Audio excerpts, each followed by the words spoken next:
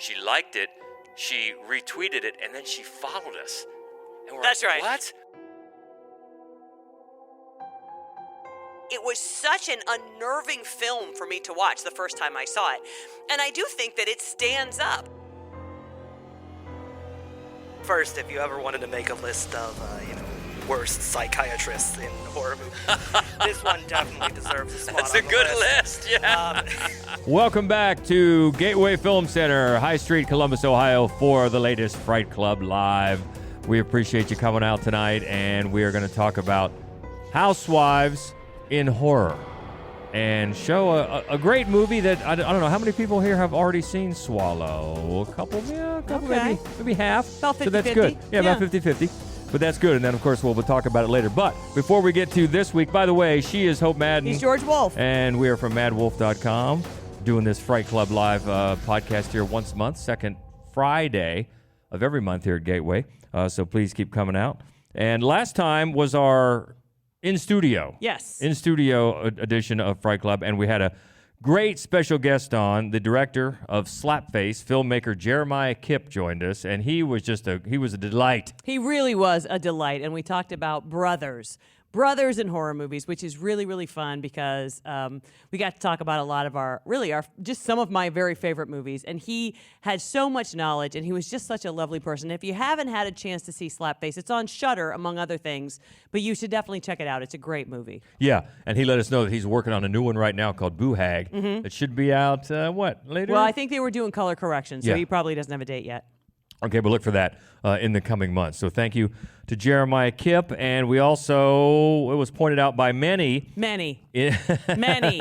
We get it. We forgot From Dusk Till Dawn. Yeah. Our apologies. A lot of people were actually, you know who they were maddest at? George. Because they thought, surely you haven't forgotten that movie, but he totally forgot there were brothers in it. That's he what has no recollection now of there being brothers in that movie. There's one scene in that movie that for some reason gets my attention That's right. more than any other That's scene. right. He That's calls what it I a call a fucking fucking show. That's right. Yeah, so we apologize. Once in a while, one slips through the cracks. Yeah. And that was one, From Dusk Till Dawn.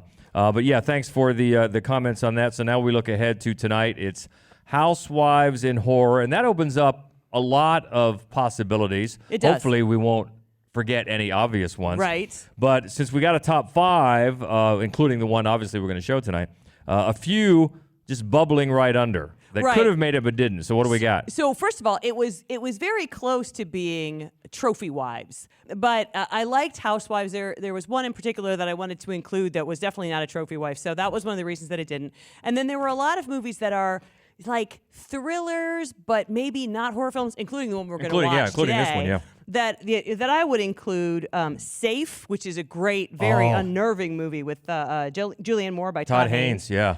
Eyes Wide Shut. Not everybody. I think the whole problem in Eyes Wide Shut is that Nicole Kidman's character doesn't have a job. If she had a job, if she had something to occupy her time and her mind, none of that would have happened. That's my particular thought. Mother, that's an alarming film. It is. Yeah. Very polarizing Very. as well. I think we both liked it, but it's open to so many different interpretations, and I know there's a camp that just hates it. Yeah. Hates it.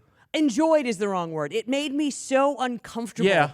You know, I kept going, she's telling you not to sit on the table. Just don't sit on that goddamn table. That's true. It's so unnerving. But it's also the film that brought together the two broods. Yes. You got the Gleasons You did. and the Skarsgårds That's right. together. It's crazy. Yeah. And then the other one that is Season of the Witch, which even though it's George Romero, it's absolutely not a horror film. So that was one. And then there's one horror film, clearly a horror film.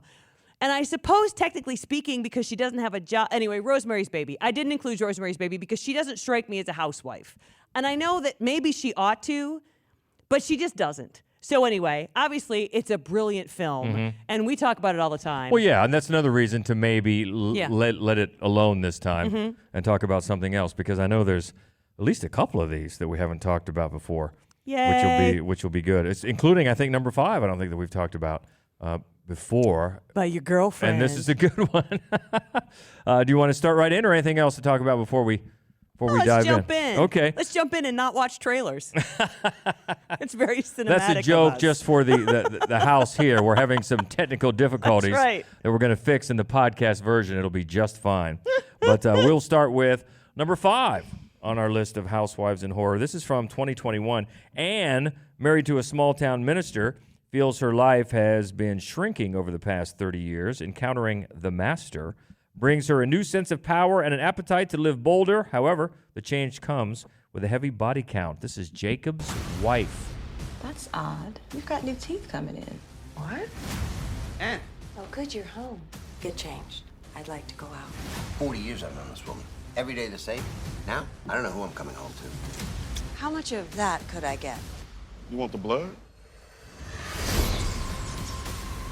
I feel more alive than I have in years. Hey, Mrs. Fetter, you all right? Mrs. Fetter?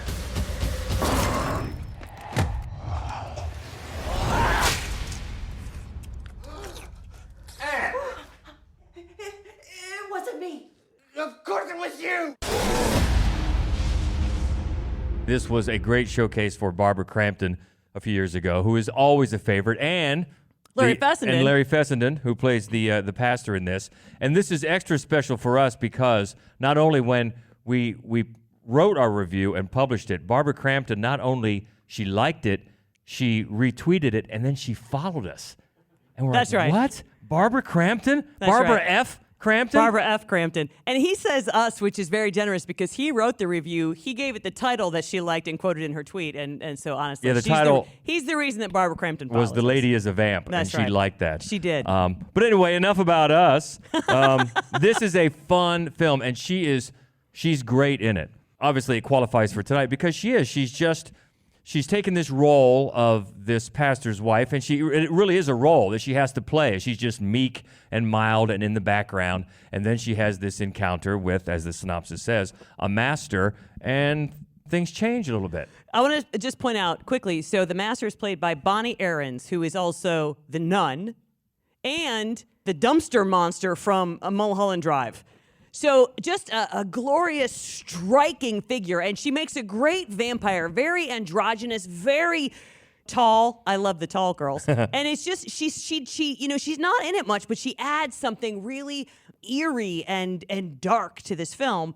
But I think one of the things I love about this movie is the way it doesn't exactly resolve itself. Like Barbara Crampton's character, she just realizes this is not a life. This is not a life for me, and it's her sort of coming of middle age, really, and she turns into the whole time you're like, don't go back to not being a vampire, Barbara Crampton. You're so hot right now.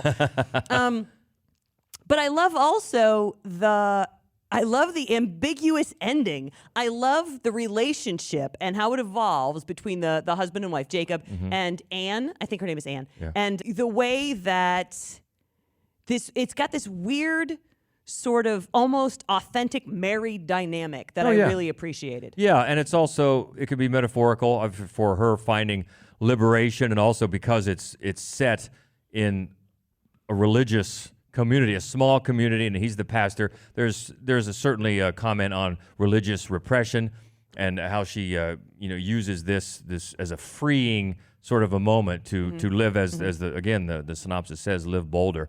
But she's also a producer. Barbara Crampton is a producer on this, and apparently spent years trying to get it made. And I think it really comes out as a really worthwhile project, especially for her. I mean, she's a favorite, obviously, for horror fans. But to see her break through with something like this, like, man, this is really solid. Of course, vampire movies are always fun, and this is a good one. Yeah, and it's directed by Travis Stevens, who had, previous to this, he made Girl on Third Floor, and then after this, he made A Wounded Fawn, which was super weird, but really, really good. And I sort of like the trajectory of his career. I like the way he handles a film. So this is, if you didn't see Jacob's Wife, it's very fun. And the county where their small town is in is Kinski County, as in Klaus Kinski. Ah, nice. Vampire, Easter eggs there. And fun fact, it was filmed in the same house as My Dog Skip. I would not have From 2000. remembered that, having missed that Kevin Bacon classic. So that is a favorite of ours from 2021, number 5. Housewives in Horror, Jacob's Wife. Check it out if you haven't. Moving up to number 4, this is a classic from 1975. Joanna has come to the quaint little town of Stepford, Connecticut, with her family, but soon discovers there lies a sinister truth in the all-too-perfect behavior of the female residents, the original, the Stepford Wives. I think that's what's going on in Stepford. I think there's something in the water that turns us into housefrows, drones, whatever you want to call it. I don't know what they do exactly. They draw our pictures and they tape our voices. And the women all look neat and pretty.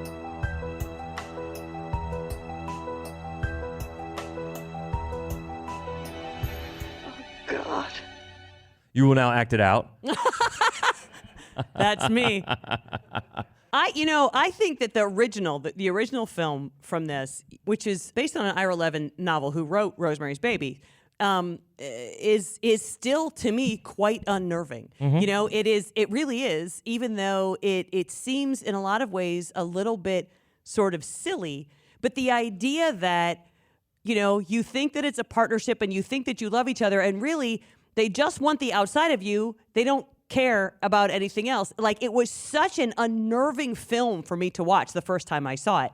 And I do think that it stands up. I think that a lot of sort of the ideas stand up in the way that, like, Invasion of the Body Snatchers, the ideas stand up. Sort of the execution seems dated, but it's still something sort of primal and creepy about this movie. Yeah, not only was it from the Ira Levin book, but William Goldman wrote the script, who wrote Butch Cassidy and the Sundance Kid, wrote Marathon Man, Princess Bride, many. So very, very acclaimed screenwriter wrote this, directed by Brian Forbes. And it also features, obviously, the leading ladies were Paula Prentice and Catherine Ross. But Tina Louise. Eagle Eyes in the cast. You've got Tina Louise. Yeah. You've also got Franklin Cover, who fans of the Jeffersons will remember as the neighbor.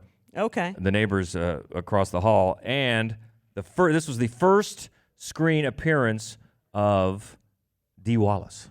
Wow. Dee Wallace plays Tina Louise's maid. Okay. Named Nettie. So this is her screen debut. Wow. Yeah, in the Stepford Wives. And there was a lot of, at the time it caused a lot of tongues wagging for, there was a feminist demonstration against it, decrying it as being sexist. And I think, but I think at the time with the mid '70s and all the headlines about women's lib and everything, people were taking it in ways that it wasn't intended and maybe missing a message. Well, the message was generated by a man and then rewritten by a man and then directed by a man.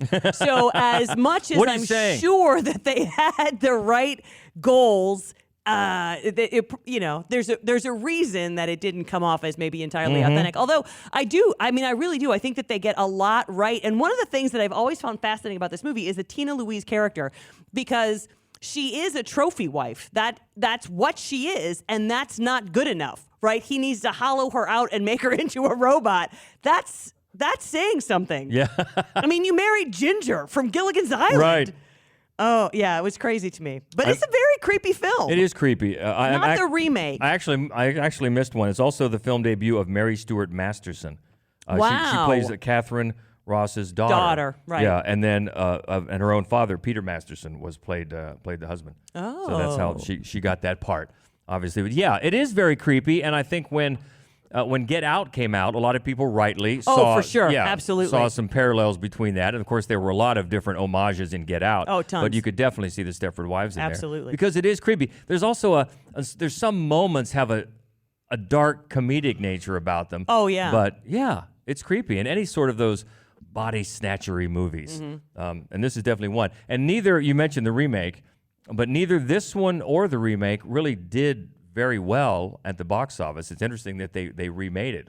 Well, Stepford Wives became a cult classic. I mean, the term just kind of moved into our lexicon. That is true. And it's not like anybody doesn't know what that means when you say Stepford Wives. So clearly it made its mark. And at one point, as I mentioned, this was directed by Brian Forbes, but Brian De Palma was attached to this. then it would not have been feminist in any conceivable way. But when screenwriter William Goldman got wind of this, he threatened to quit because he did not like De Palma at all. So that's the story. As the story goes, that's how that ended up with Brian Forbes at the director's chair for The Stepford Wives, the original from 1975. Definitely the preferred version. And I had forgotten. We looked up earlier. You remember who directed the remake of The Stepford Wives? Frank Oz. Right.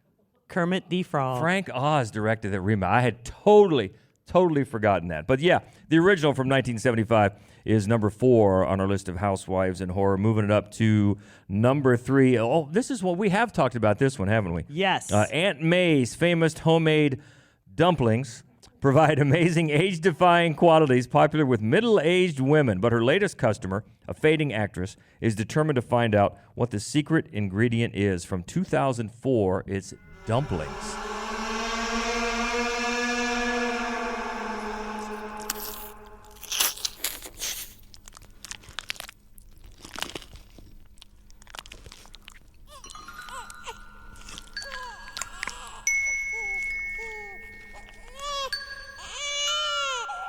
We showed this movie. I knew that we did. Yeah, this is one of my favorites. I love this movie. It is so weird and disturbing, and it is about a trophy wife, Mrs. Lee, who finds out about Aunt May and her dumplings. And it's funny, you know, the synopsis, she's trying to find out what's... Aunt May's pretty open about what's in her dumplings.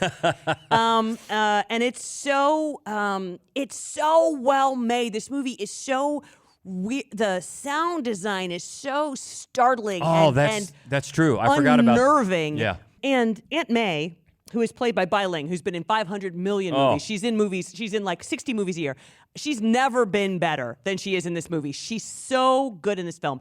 And I think that it does... You know, it says a lot. There's a lot of sort of socio-political messages in the film because of where it was made and when it was made that would just fly right over an American audience's head. But Fruit Chan is the writer-director, and it was originally a short in the Three Extremes. Three Extremes, which yeah. is one of my favorite anthologies of all time. Every single one of those movies is great. And we've mentioned before, we're not the biggest fans of anthologies. No, but that Three Extremes is definitely a good one. And the short was part of that, yeah. Yes, and this was the only one of those 3 shorts that became a feature film. And a lot of times a film can't really make that leap very well. When you watch the feature, you're like, that's a lot of padding. Nope, not at all.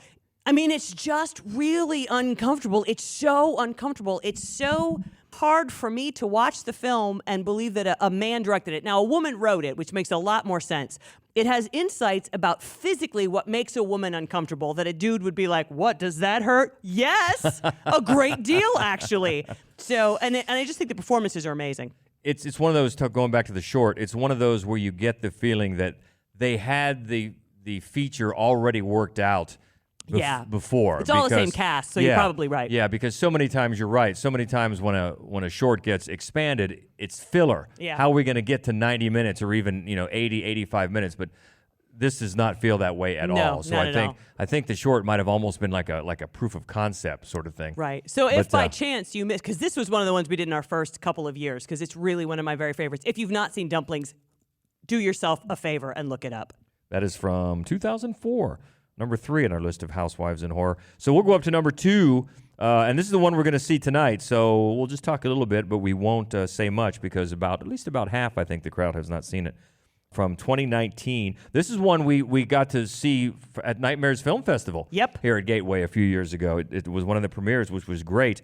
Hunter, a newly pregnant housewife, finds herself increasingly compelled to consume dangerous objects. And as her husband and his family tighten their control over her life, she must confront the dark secret behind her new obsession. It is Swallow. So what did you do for money before you met my son? Retail, mostly. A lucky break. I'm just real grateful. How does it make you feel when you swallow something? I just like the textures in my mouth. It made me feel in control.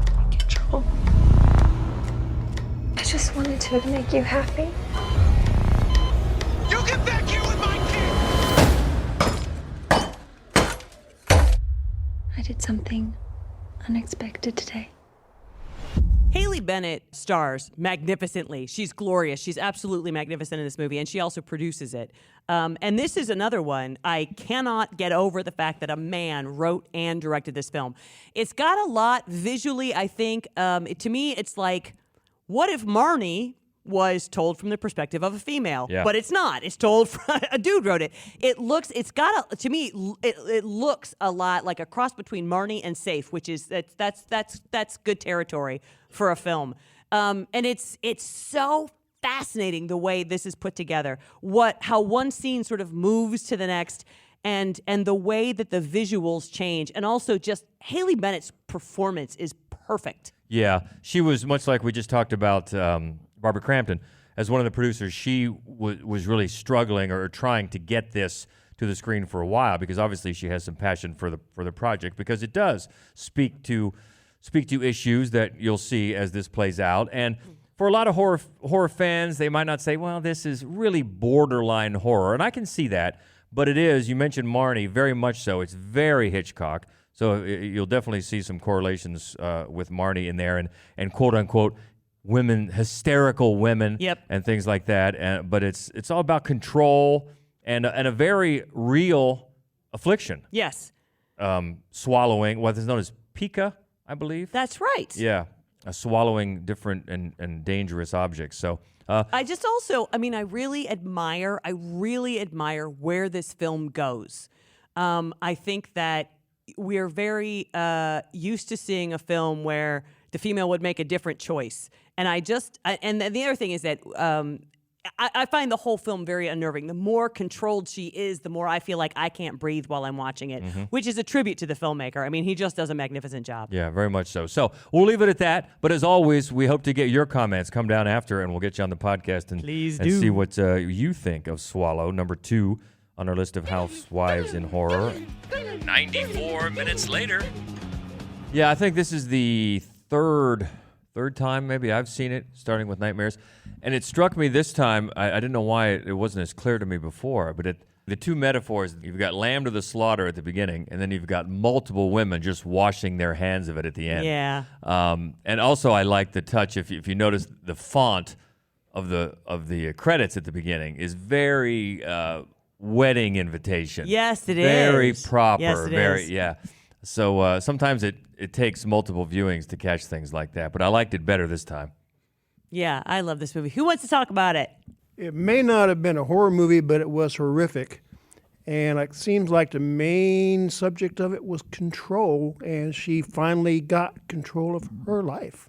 Yeah, very much so. And I think it's only, this hasn't been out very long, but I think it's only gained in narrative weight over the country's mood and things that have happened in the last few years, because obviously they just viewed her as a birthing vessel and little more than that. And that came through clearer this time as well. And Haley Bennett, as we've said, was great. But the supporting cast as well, all the other veteran character actors, the dad with David Paish and the mom, Elizabeth Marvel, we've seen in a bunch of things. And then her birth father, Dennis O'Hare, there at the end. Very good. And even, what's the guy's name that plays the husband? Austin Sowell, I think. You've seen him in a bunch of stuff. He played Billie Jean King's husband in the Bobby Riggs movie. So a much nicer husband. Yeah. Yeah. He put up with a lot more. He did. But just a solid ensemble, and just really, it's such a mood from the beginning, and just really, really effective in the way. And I think you make a good point. You made it earlier about the fact that it was written by a man and directed by a man. That's almost shocking. Yeah, it really is. Yeah, it really is. And I love that it was sort of her captor in the end who sided with her and helped her get out of that, because I liked him from the very first scene. And I remember the first time I saw it thinking oh, I'm so glad that I get to keep liking this guy. As you said to me, you whispered, he turned out to be a good guy. He did. One of the things that really stuck out to me was the sound design in the movie. Just hearing all the objects as she places them in her mouth, and hearing the gulping as she swallows it. It's just kind of makes my skin crawl just thinking about her swallowing the thumbtack. Yeah, it's really true. It starts with the ice at the dinner scene with her in-laws. That's the first time you really notice it. It is a beautifully created sound design. Absolutely agree with that. Yeah, and even the feeling that I agree with that too. And also the feeling that you get just from looking at the tray of objects that she lined up as prizes that she swallowed, and they got bigger and bigger. Like, good God. And just all it took was just a shot, and it wasn't heavy-handed in any way, but you were seeking out to look at these things she was swallowing. And yeah, it is horrific. It is such a beautifully shot film. Really is. It's just gorgeous. I love, when they move away from it, when she starts to like take steps toward controlling her life again, it becomes shakier. It becomes less sort of this, still life that they're filming, and becomes more like real life, messy. And it also, since we were talking about it earlier, it gave me a little bit of the Stepford Wives vibe. Absolutely, a little yeah, bit, yeah. the way they treated her, and how absolutely. the husband just turned on a dime. Yep. From, oh yeah, I miss us, to just vicious and bring back my kid. Right. And as the phone was being hung up on, just turned on a dime. I mean, so first, if you ever wanted to make a list of, worst psychiatrists in horror movies, this one definitely deserves a spot That's on a the good list. yeah. Yeah, no, I do love the way, though, that, the subtle infantilization of both him and her at the, because, early in the movie where we see her playing games and, rearranging little knickknacks and things in a way that seems really childlike, and I think it's supposed to set us up to kind of make us feel like she's very innocent and less of a person, and to dehumanize her. Meanwhile, as we go through the film, the husband becomes just more and more you see just what kind of child he is from the start of because of course nobody who has actually earned something is told you really earned it when you're the son of the head of the company. Right. But, and then just how he's constantly he gets what he wants. He doesn't get off during sex. He needs to have that. No matter what happened to her, she can't ruin his birthday. Right. Suddenly he just needs, everything is his and it's his to have.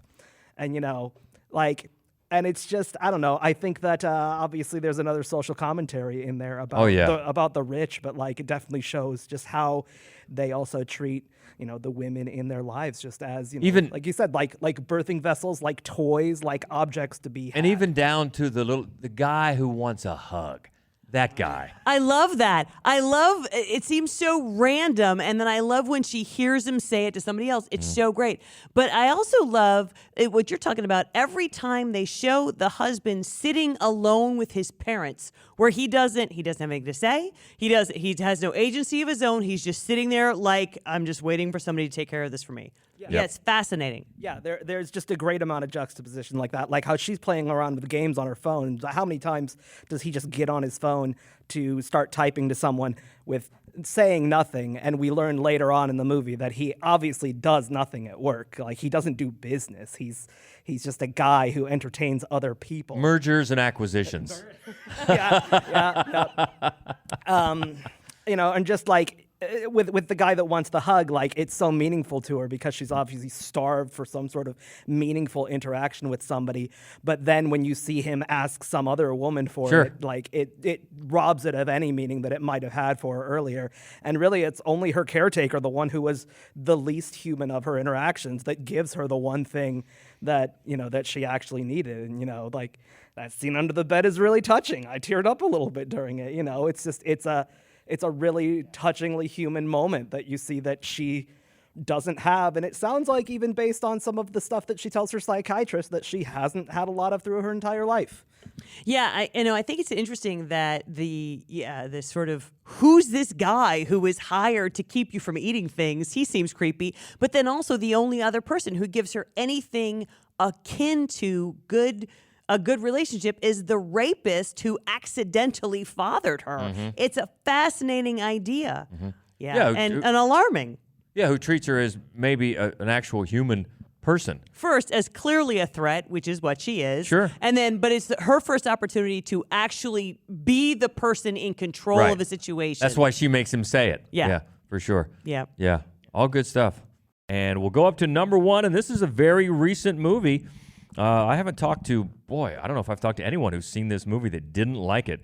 This is from last year. A young American woman moves with her husband to Bucharest and begins to suspect that a stranger who watches her from the apartment building across the street may be a local serial killer decapitating women. It's Watcher.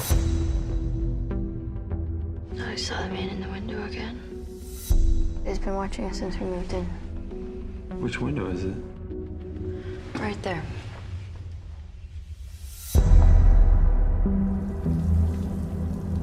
He's staring right at me.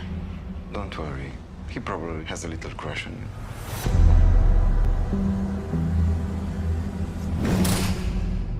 You're not really looking in here, are you?